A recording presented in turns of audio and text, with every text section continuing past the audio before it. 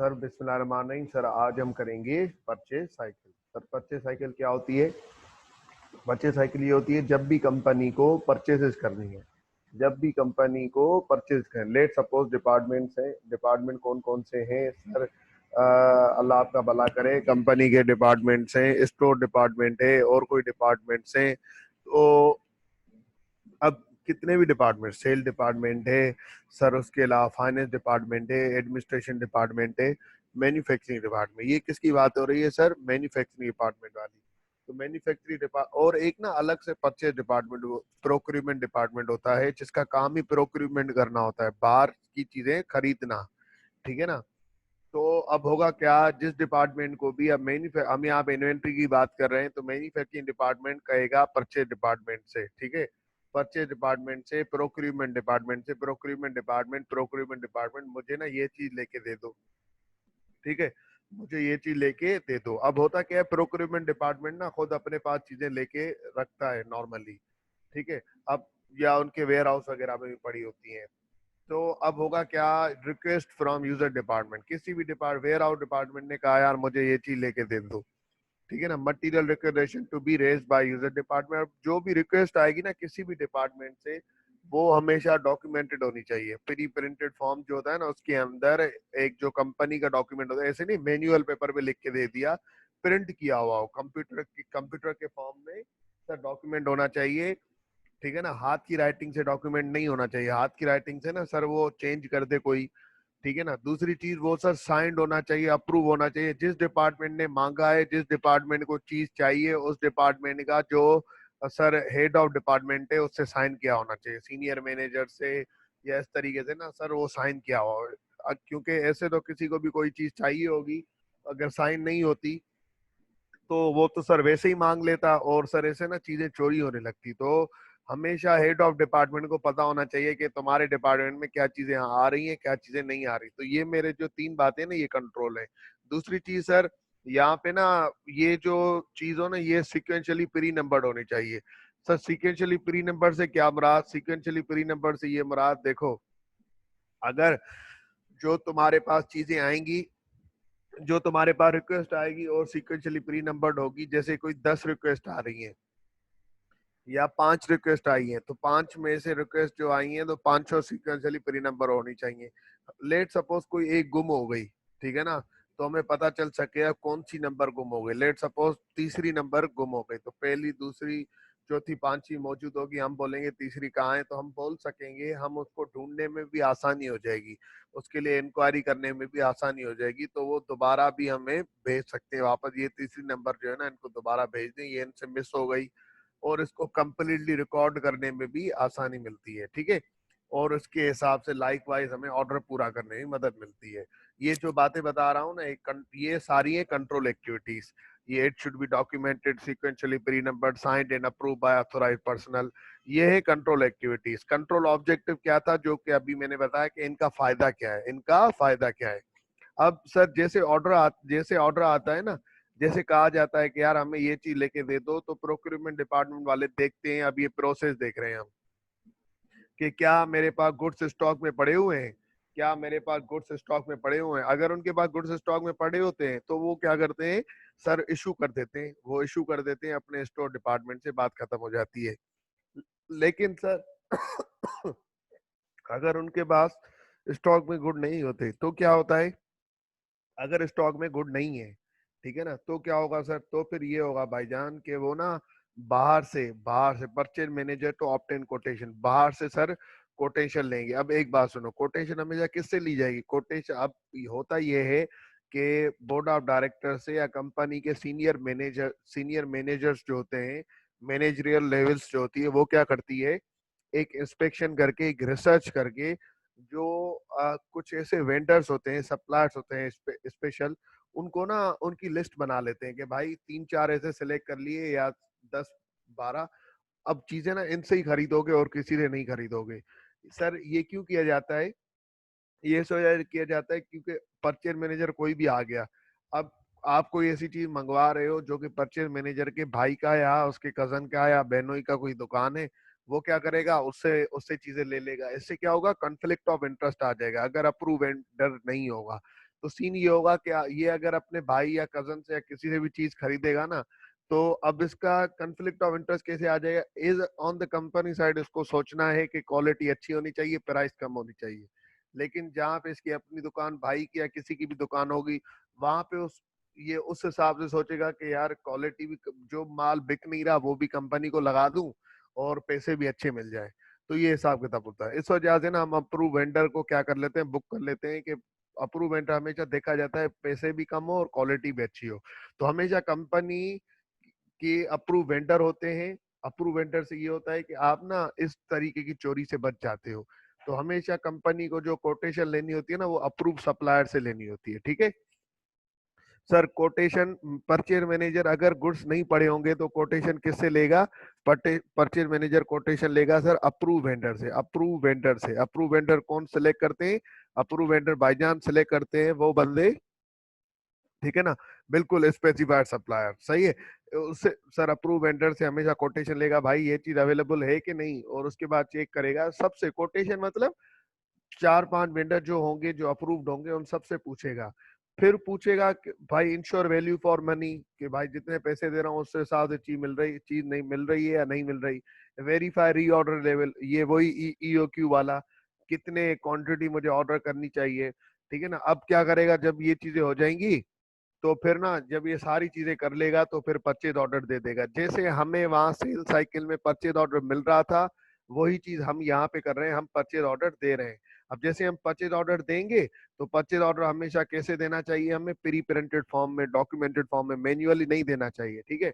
और वो अप्रूव्ड होना चाहिए। परचेज रिक्रूटमेंट डिपार्टमेंट का जो सीनियर मैनेजर है, हेड ऑफ डिपार्टमेंट है, उसका अप्रूव होना चाहिए। और वो सिक्वेंशियली प्री नंबर्ड होना चाहिए। सिक्वेंशियली प्री नंबर्ड से क्या फायदा होगा? ये फायदा होगा, कल को मैंने अगर 10-12 या 100 या 1000 परचेज ऑर्डर दे दिए, 100 परचेज ऑर्डर दे दिए, तो उससे ये होगा कि मेरे पास जो गुड्स रिसीव हो रहे हैं ना, उनको मैं कंपेयर कर सकूंगा कौन से ऑर्डर के अगेंस्ट आए। दूसरी चीज, परचेज की एंट्री करते वक्त भी ऐसा नहीं होगा कि मैं जो है ना, अगर 100 ऑर्डर किए हैं तो मेरे जर्नल लेजर में भी 100 ही आने चाहिए उस पर्टिकुलर डे पे, जिस दिन की मैं इन्वेंट्री रिकॉर्ड कर रहा हूँ। तो क्या मेरी परचेजेस भी कंप्लीटली रिकॉर्डेड हैं कि नहीं, कोई मिस ना हो जाए, ठीक है। तो हमेशा परचेजेस भी completely documented. Sir reorder plan मतलब रीऑर्डर लेवल, सर बिल्कुल बिल्कुल। आपका ईओक्यू वाला होता है ना, इकोनॉमिक ऑर्डर, कौन सी ऑर्डर क्वांटिटी पे आपने ऑर्डर करना है, कौन सी जैसे इकोनॉमिक ऑर्डर क्वांटिटी तुमने कॉस्टिंग में पढ़ा होगा, कॉस्टिंग में पढ़ लिया तुमने इकोनॉमिक ऑर्डर क्वांटिटी?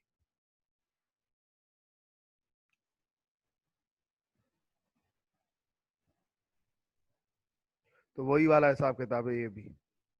सीएमए ने, अच्छा, रीऑर्डर लेवल ये होता है कि आप क्या करते हो, आप ना एक अ, अपनी कंपनी के हिसाब से कि आपकी कंजम्पशन कितनी है, मतलब कितनी कितनी कंजम्पशन है, कितने में सेल हो जाता है। तो सर इन्वेंट्री का मैं एक फार्मूला के थ्रू, इकोनॉमिक ऑर्डर क्वांटिटी के थ्रू, मैं सर एक ऐसा रीऑर्डर लेवल रख लेता हूँ जिससे ना मेरी स्टॉक को होल्ड करने की प्राइस भी कम आए। स्टॉक को होल्ड करने की, ज्यादा स्टॉक अगर ऑर्डर कर लूंगा तो क्या होगा, वो खराब होगा। दूसरी चीज, उसको रखने के लिए, मेंटेन करने के लिए भी मुझे क्या करना पड़ेगा सर? सर रखने के लिए भी, मेंटेन करने के लिए भी मुझे उसकी कॉस्ट बियर करनी पड़ेगी।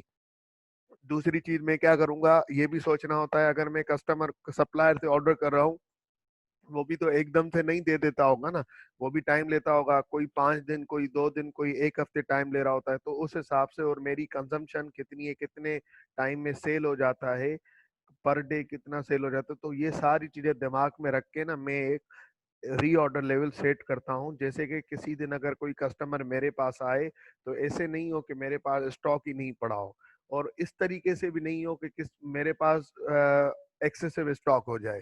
क्योंकि इस एक्सेसिव स्टॉक होने से भी क्या होगा, आपकी वेयर हाउस की रेंट प्राइस, ये सारी चीजें बढ़ेंगी। दूसरी चीज, एक्सेसिव स्टॉक होगा तो चोरी होने का चांस भी होगा, फ्रॉड रिस्क फैक्टर, सही है ना। तो इस हिसाब से आपको क्या करना होता है, एक रीऑर्डर लेवल सेट करना होता है, जिससे कोई कस्टमर आए तो आपके पास चीजें भी ऑलरेडी पड़ी होनी चाहिए। दूसरी चीज, एक्सेसिव स्टॉक भी नहीं होना चाहिए। ऐसा रीऑर्डर लेवल जिससे एक्सेसिव रीस्टॉक भी ना हो, तो वेयर हाउस के रेंट या कॉस्ट भी नहीं पड़े, इन्वेंट्री ऑब्सोलेट भी नहीं होनी चाहिए। दूसरी चीज कि कस्टमर को स्टॉक भी मिलता रहे। ये हिसाब होता है। आपने रीऑर्डर लेवल के मुताबिक ऑर्डर करना है। दूसरी चीज, आपकी परचेज डॉक्यूमेंटेड होनी चाहिए, अप्रूव सीक्वेंशियली प्री नंबर। जैसे आप ये ऑर्डर कर लेंगे तो होगा क्या सर, माल आपके पास डिलीवर हो जाएगा। जैसे माल डिलीवर हो जाएगा ना, अब इस माल को डिलीवर होते वक्त आपको डिलीवरी नोट को साइन करना होगा ना। तो डिलीवरी नोट को साइन करने से पहले आप गुड्स को इंस्पेक्ट करेंगे, कार्टून खोलेंगे सर, गुड्स को इंस्पेक्ट करेंगे, क्या वही चीजें हैं जो कि मैंने मंगवाई थी, क्या वही चीजें हैं जो कि मैंने मंगवाई थी, इनकी क्वालिटी वगैरह सही है। उन चीजों को क्या करोगे, जो तुम लोगों ने परचेज ऑर्डर दिया था उसकी कॉपी तुम लोगों के पास तो होगी ना, फोटो कॉपी, ओरिजिनल तो दे दोगे, सेंड कर दोगे। तो उन जो चीजें डिलीवर हुई है ना, उन चीजों को कंपेयर करो किससे, परचेज ऑर्डर से। ठीक है ना, जैसे तुम क्वांटिटी और क्वालिटी दोनों वेरीफाई कर सको। सर उसके बाद अगर मैं आगे चलूं, ठीक है, तो फिर क्या होगा, अब जब भी गुड्स वापस जाते हैं, जब भी गुड्स फैक्ट्री से बाहर जाते हैं तो गुड डिस्पैच नोट बनता है। जब गुड्स अंदर आते हैं फैक्ट्री में तो गुड रिसीव नोट बनता है। और हमेशा मैं बोलता हूँ, जैसे मैंने उसको बोला हुआ था गार्ड को कि फैक्ट्री से कोई माल तब तक बाहर ना जाए जब तक गुड डिस्पैच नोट मेरा साइन किया हुआ ना हो। वैसे ही इस यहाँ पे भी होगा, फैक्ट्री में कोई माल अंदर नहीं आना चाहिए जब तक मैं गुड रिसीव नोट ना बना लूं। ठीक है ना, तो गुड रिसीव नोट जो होता है ना, वो भी साइंड होना चाहिए और अप्रूव होना चाहिए, और वो भी सीक्वेंशियली प्री नंबर्ड होना है। सीक्वेंशियली प्री नंबर से क्या होगा सर, ये वही सीक्वेंशियली प्री नंबर्ड होगा जो कि तुम्हारे परचेज ऑर्डर का होगा, जो कि तुम्हारे परचेज ऑर्डर का होगा। और जो तुम्हारे यूजर डिपार्टमेंट ने सीक्वेंशियली प्री नंबर, अब 3 आ रहे होंगे, देख लेना। देखो, एक ये वाला आ रहा है जो कि तुम्हें उस डिपार्टमेंट ने कहा है। कौन से डिपार्टमेंट ने कहा है सर, आपके जिस डिपार्टमेंट ने तुम्हें कहा है ना मुझे ये चीज लेके दे दो, एक तो उसने सीक्वेंशियली प्री नंबर करके दिया होगा, फिर तुम लोगों ने परचेज डिपार्टमेंट परचेज ऑर्डर दिया है तो वो भी सीक्वेंशियली प्री नंबर होगा। सर ये दोनों सेम होंगे, ये सीक्वेंशियली प्री नंबर सेम होगा। उसके बाद जीआरएन भी इसके साथ होगा। इससे क्या होगा, मुझे मैच करने में आसानी होगी, ये जीआरएन कौन से परचेज ऑर्डर का है और ये परचेज ऑर्डर कौन से मटेरियल रिक्वेस्ट का है, कौन से डिपार्टमेंट में मटेरियल रिक्वेस्ट की थी, तो उसके हिसाब से। जैसे जीआरएन का मतलब गुड्स अब फैक्ट्री के अंदर आ गए। ठीक है, अब होगा क्या सर, वो गुड्स नहीं आने चाहिए जिनका जीआरएन नहीं बनता हो। जीआरएन का मेन मकसद क्या होता है, जीआरएन पे पता चल रहा होता है कौन सी डेट पे गुड्स रिसीव हुए, कौन सी डेट पे गुड्स रिसीव हुए। और इन्वेंट्री के अंदर एंट्री भी तब होनी चाहिए, इन्वेंट्री के अंदर एंट्री भी तब होनी चाहिए जिस डेट का जीआरएन बना हो। ये आप लोगों ने पढ़ा होगा स्टैंडर्ड के अंदर भी। ठीक है ना, फिर एंट्री बनती है इन्वेंट्री डेबिट, कैश या बैंक या क्रेडिट क्रेडिट। ठीक है ना, नॉर्मली सर लाइबिलिटी क्रेडिट होती है, नॉर्मली कैश या बैंक, क्रेडिट और क्रेडिट होता है। सर हम भी क्रेडिट पे चीजें ले रहे होते हैं। उसके बाद क्या होगा, जैसे जीआरएन बन जाएगा, जीआरएन की डेट पे एंट्री होनी चाहिए, पहले नहीं होनी चाहिए। इस जीआरएन मुझे मदद दे रहा होता है कट ऑफ की चीजें करने में भी, सही है ना। याद करो, कट ऑफ बताया था ना मैंने कि करेक्ट अकाउंटिंग पीरियड की गुड्स जो है वो करेक्ट अकाउंटिंग पीरियड में रिकॉर्ड होनी चाहिए। ऐसे नहीं कि जनवरी की जो गुड्स हैं वो दिसंबर में रिकॉर्ड होनी चाहिए और दिसंबर की गुड्स जो है वो जनवरी में रिकॉर्ड होनी चाहिए। ये मैं कैसे इंश्योर कर रहा होता हूँ जब कट ऑफ करता हूँ कि लास्ट 5 परचेजेस, ठीक है ना, उठा लेता हूँ, जैसे पता चल सके कहीं लास्ट 5 परचेजेस जो कि दिसंबर वाली थी वो जनवरी में तो रिकॉर्ड नहीं हो गई, और जो जनवरी वाली थी दिसंबर में तो रिकॉर्ड नहीं हो गई। अगर मेरा ईयर एंड 31 दिसंबर है, अगर तो जून 30 ईयर एंड है मेरा, तो ऐसा तो नहीं है कि लास्ट 5 परचेज जून 30 की क्लोजिंग के प्रेशर में जुलाई में रिकॉर्ड हो गई हो और जुलाई की जो परचेजेज हैं वो जून में रिकॉर्ड हो गई हो। तो इससे ओवर स्टेट या अंडर स्टेट का हिसाब किताब होता है, क्योंकि नॉर्मली क्लोजिंग ना अगले महीने में हो रही होती है, जून 30 की जुलाई में हो रही होगी। तो सर ये सारी चीजें ना मुझे जीआरएन से पता चल रही होती हैं। ठीक है ना, जीआरएन से पता चल रहा होता है गुड रिसीव नोट से और गुड डिस्पैच नोट से। गुड डिस्पैच नोट से ना कट ऑफ का ना सेल का पता चल रहा होता है कि कौन सी तारीख पे सेल हुई। ठीक है ना, परफॉर्मेंस ऑब्लिगेशन कौन सी तारीख पे सेटिस्फाई हुई। तो मेन चीज ये होती है, ये बता रही होती है, आपको शो कर रही होती है। जैसे आपको गुड्स मिल जाएंगे, अब होगा क्या, वहां पे आप गुड डिस्पैच कर रहे थे तो इनवॉइस भेज रहे थे, यहाँ पे आप गुड रिसीव करोगे तो आपको इनवॉइस मिलेगी सप्लायर से या वेंडर से। जैसे सर ये आपको मिल जाएगी, इस अब देखो, अब मुझे ये होगा यार, ये जो मुझे मिली है इनवॉइस, क्या ये वही इस इनवॉइस के अंदर क्वांटिटी आ रही होगी, रेट आ रहा होगा और प्राइस आ रहा और गुड्स की डिस्क्रिप्शन आ रही होगी। ऐसा भी तो हो सकता है ना सप्लायर से गलती हो जाए, वो आपको गलत इनवाइस भेज दे, किसी और की इनवाइस आपको भेज दे। या ऐसा भी हो सकता है, ऐसा भी हो सकता है कि यहाँ पे जब आपने गुड्स रिसीव किए थे, यहाँ पे जब आपने गुड्स रिसीव किए थे, आपने कुछ गुड्स वापस कर दिए। लेट सपोज आपने सर 15 गुड्स ऑर्डर किए थे, उसमें से 5 ऑर्डर वापस कर दिए, 10 आपने ले लिए। तो यहाँ पे इनवाइस भी कितने की आनी चाहिए सर? इनवाइस भी यहाँ पे 10 की आनी चाहिए सर। इनवाइस भी यहाँ पे 10 की आनी चाहिए, 15 की नहीं आनी चाहिए। हो सकता है इसने 15 की भेज दी, आप बोलोगे भाई 15 की क्यों भेजी तूने, मैंने तो 10 का ऑर्डर की 10 रिसीव की थी, 5 वापस कर दिए थे। तो हमेशा जब भी इनवाइस आएगी ना, तो हमेशा match supplier invoice with purchase order and GRN. सही है ना?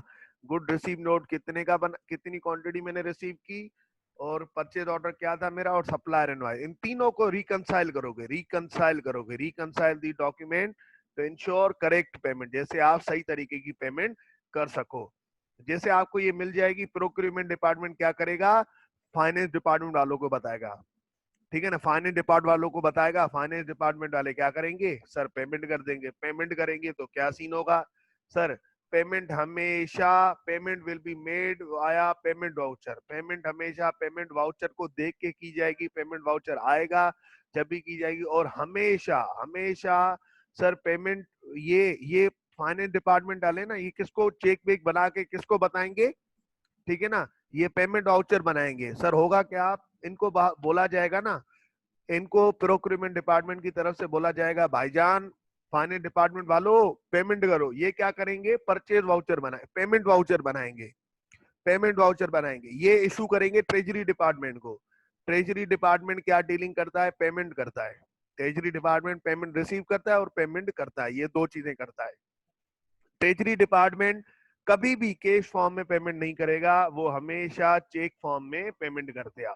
ओनली जो वेजेस होती है ना, डेली वेजेस जो होती है ना सर, उनकी जो लेबर्स वगैरह होते हैं, डेली वेजेस जो होती है ना, सिर्फ और सिर्फ उनकी अगर 15,000 से कम की सैलरी हो, तो उनको सर, उनको क्या किया जाता है सर, कैश फॉर्म पेमेंट की जाती है। बाकी सबको और बैंक के थ्रू पेमेंट की जाती है, जिससे बैंक के अंदर ट्रेस हो सके। तो या तो आप कैश के चेक के फॉर्म में पेमेंट करो, या तो ऑनलाइन ट्रांसफर करो। तो यहाँ पे भी जो सर पेमेंट की जाएगी ट्रेजरी डिपार्टमेंट से, वो चेक के फॉर्म में की जाएगी। और हमेशा देर नहीं होनी चाहिए। अगर देर करोगे तो याद करो, तुम लोग भी किसी से चीजें खरीद रहे हो, तो तुम्हारी भी क्रेडिट लिमिट सेट होती होगी। तो अगर देर करोगे तो सामने वाला तुम्हारी क्रेडिट लिमिट कम कर देगा, और तुम्हें ही क्रेडिट पे माल कम मिलेगा, उधार पे माल कम मिलेगा। सही है? तो हमेशा टाइम पे ही पेमेंट करो और जान छुड़ाओ। सर ये हिसाब किताब है इसका परचेज साइकिल का। ये इसके अंदर कंट्रोल्स थी, मैंने कंट्रोल एक्टिविटी भी आप लोगों को बता दी, तो इसको देख लें क्या करना है इसका। सर ये परचेज साइकिल के कंट्रोल ऑब्जेक्टिव और कंट्रोल एक्टिविटीज हैं। कंट्रोल एक्टिविटीज मैंने जैसे आपको बताया था, यही चीजें जो यहाँ पे मैंने कंट्रोल हाईलाइट किए हैं ना, ये सारी चीजें, ये कंट्रोल है भाईजान, ये कंट्रोल है भाईजान। और इस कंट्रोल का बनाने का फायदा क्या है, ये कंट्रोल है सर, ये सारे कंट्रोल्स हैं, ये सारे कंट्रोल्स हैं, ये कंट्रोल एक्टिविटीज हैं। ये कंट्रोल एक्टिविटीज है जो कि साइन, जो कि मैंने ना ये वाली बनाई है, ये वाली, ये सारी कंट्रोल एक्टिविटी, ये भी कंट्रोल एक्टिविटी है, जिनको अभी हाईलाइट करता जा रहा हूँ, ये कंट्रोल एक्टिविटी है, ये भी कंट्रोल एक्टिविटी है सर। ठीक है, उसके अलावा सर ये भी कंट्रोल एक्टिविटी है, ये कंट्रोल एक्टिविटी है, ये वाली। ठीक है ना, उसके अलावा सर ये भी कंट्रोल है, ये भी कंट्रोल है। तो ये सारी कंट्रोल एक्टिविटीज है, और इनको बनाने के फायदे बता दिए मैंने। मकसद क्या है, मकसद जो है ना इनको बनाने का, वो ये है सर, कंट्रोल ऑब्जेक्टिव मैंने सबको बता दिया, कंट्रोल ऑब्जेक्टिव। अब आप ये दोनों रीड करें, दोनों रीड करें, कंट्रोल ऑब्जेक्टिव, कंट्रोल एक्टिविटीज, तो आपको एक दफा और क्लियर हो जाए कि सर क्या चीज है क्या नहीं है। सर ये ऑर्डर डिपार्टमेंट के क्या चीजें हैं, अब आप लोगों को ये भी बता दिया मैंने, ऑर्डर डिपार्टमेंट का, रिसीविंग डिपार्टमेंट की क्या चीजें, और तीसरा होगा इनवॉइस एंड बिलिंग और अकाउंट डिपार्टमेंट। ठीक है, ये 4 डिपार्टमेंट आप देख लें। ये सप्लायर स्टेटमेंट आती है, वो क्या चीज है, ये सर देखें, तो उसके बाद हम आगे बढ़ते हैं। इन सबको रीड करें, सुकून से तसल्ली से रीड करें सर, तो फिर इसका ना हम क्वेश्चन कर दें।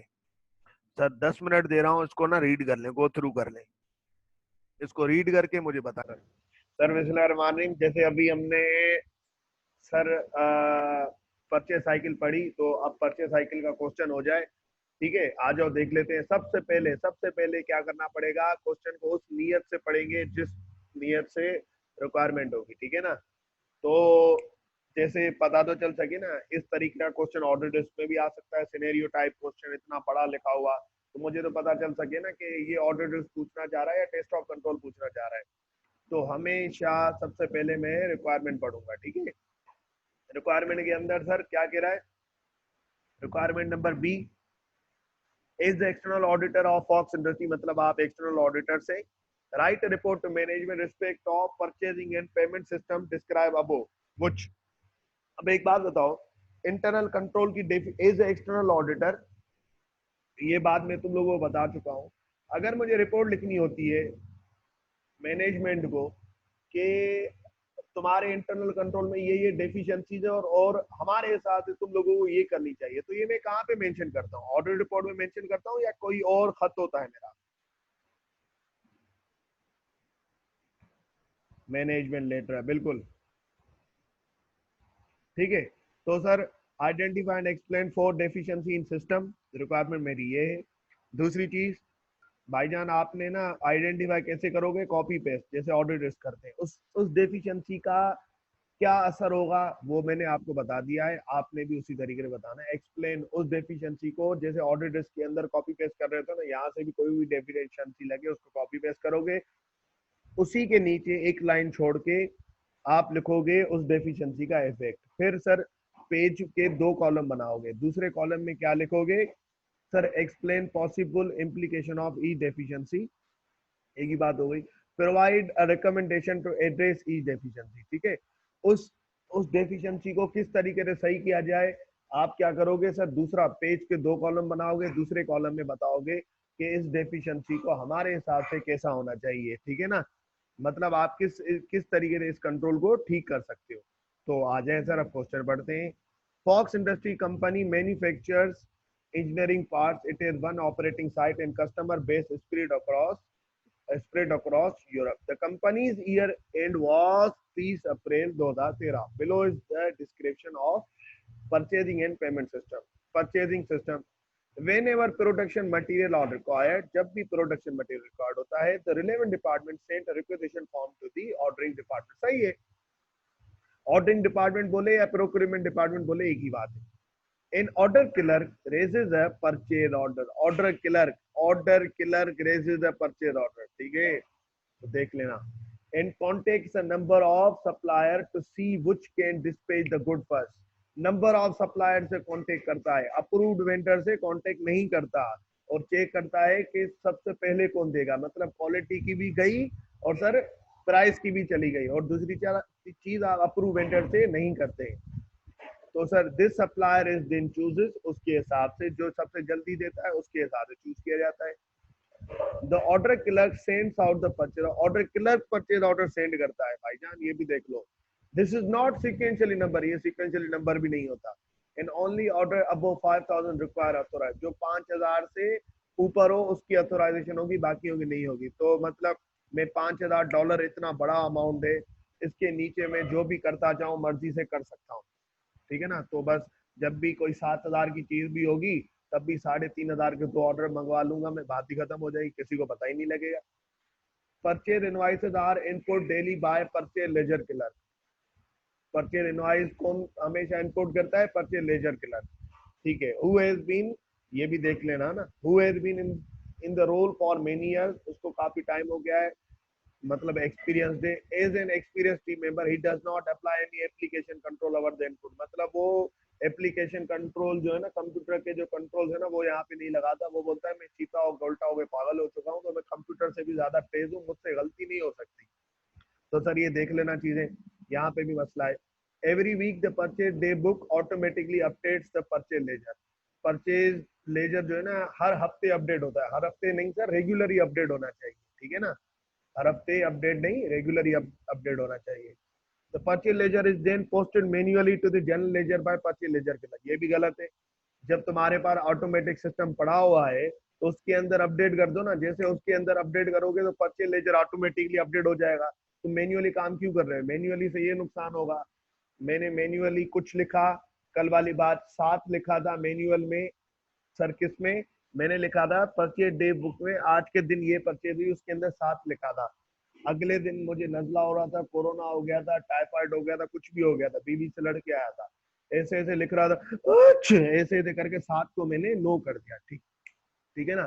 तो सर ये हिसाब किताब हो सकता है।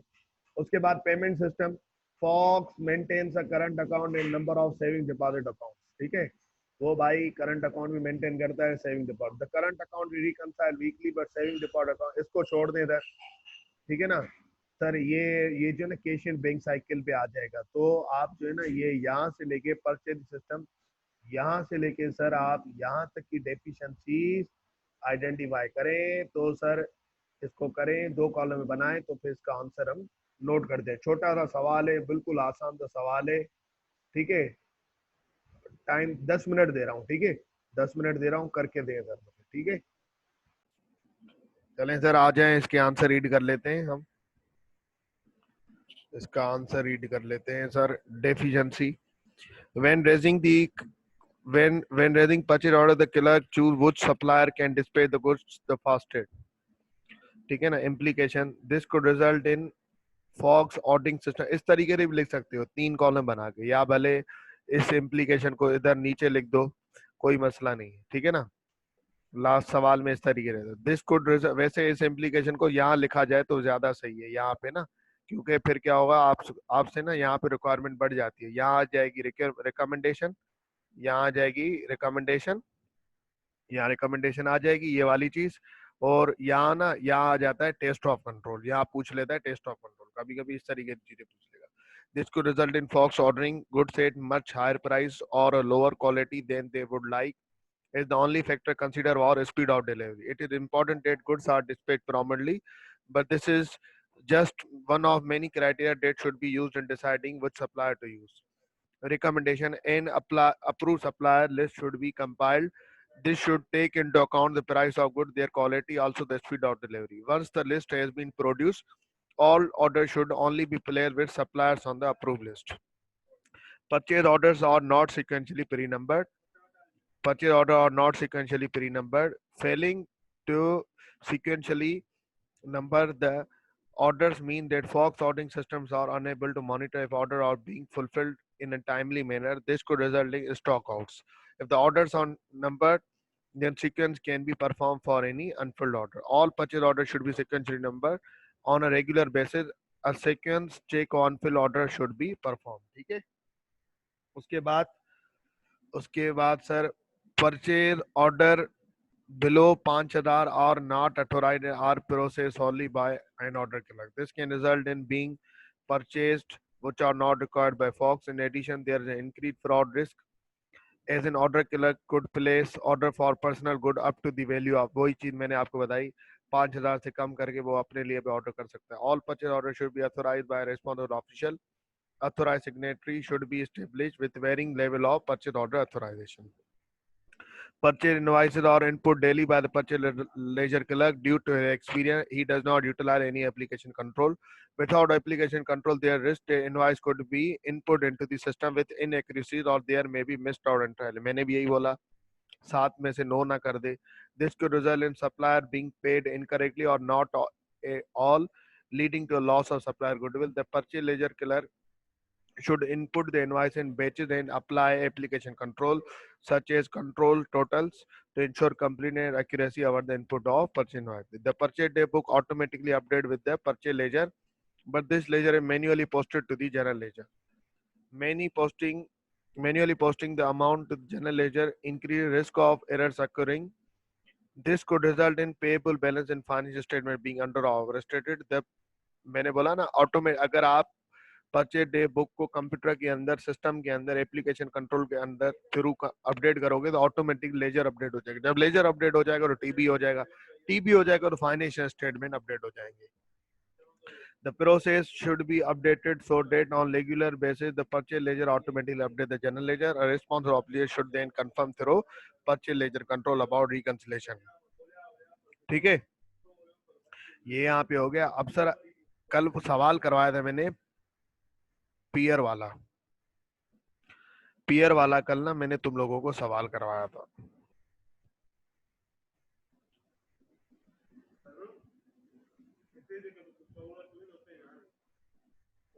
ये पियर, अब बात ये है ना, ये पियर के अंदर ये यहाँ से लेके जो होमवर्क दिया था मैंने, ये यहाँ से लेके, ये यहाँ से लेके यहाँ तक, यहाँ से लेके यहाँ तक जो है ना, मतलब आपका क्या है, सेल डिपार्टमेंट है। लेकिन लेकिन ये जो रॉ मटेरियल है ना, ये ऊपर वाला सेल का था, ये जो है ना परचेजेस का है। अब ये सर आपका होमवर्क है, ये कर लीजिएगा ये वाला सवाल। उसके बाद ये से ये सवाल कर लें आप, तो आप यहाँ पे आ जाएं। ये लिली विंडो ग्लास जो है, ये क्वेश्चन नंबर 1, ये भी इन्वेंट्री का है, ठीक है। ये टिंकर बेल भी आप लोगों का होमवर्क है, सेल्स एंड डिस्प्ले सिस्टम, ठीक है। उसके बाद सर अगर मैं आ जाऊं, ओरिगोनो मैंने करवा लिया, फॉक्स इंडस्ट्रीज परचेजेस का है, डिंजी भी मेरा इन्वेंट्री का है, और सतलज भी मेरा इन्वेंट्री का है। इनको देख लें घर से। अगर कोई बात समझ में नहीं आती है तो मुझे बताना, फिर मैं ये मेटलस जो है ये करवाऊंगा पेटी कैश, और पेरोल सिस्टम चक इंडस्ट्रीज में करवाऊंगा आप लोगों को, ठीक है। बिलियर एंड चक इंडस्ट्री जो है ना, और फिक्स एसेट। अब हमारी 3 साइकिल रह गई, एक फिक्स एसेट, एक पेरोल, और एक कैशियर बैंक साइकिल। तो ये करवा दूंगा, ठीक है। तो इन चीजों को होमवर्क है सर, ये कर लीजिएगा घर से, ठीक है सर। अब 3 साइकिल करेंगे तो उसके बाद इंटरनल कंट्रोल्स हमारे खत्म हो जाएंगे, फिर हम टेस्ट ऑफ कंट्रोल करेंगे। टेस्ट ऑफ कंट्रोल इसकी एक कॉलम रहता है, वो मैं करवाना शुरू कर दूंगा आप लोगों को, ठीक है। आज की क्लास हम यहीं तक रखते हैं, इंशाल्लाह फिर कल की क्लास में मिलेंगे।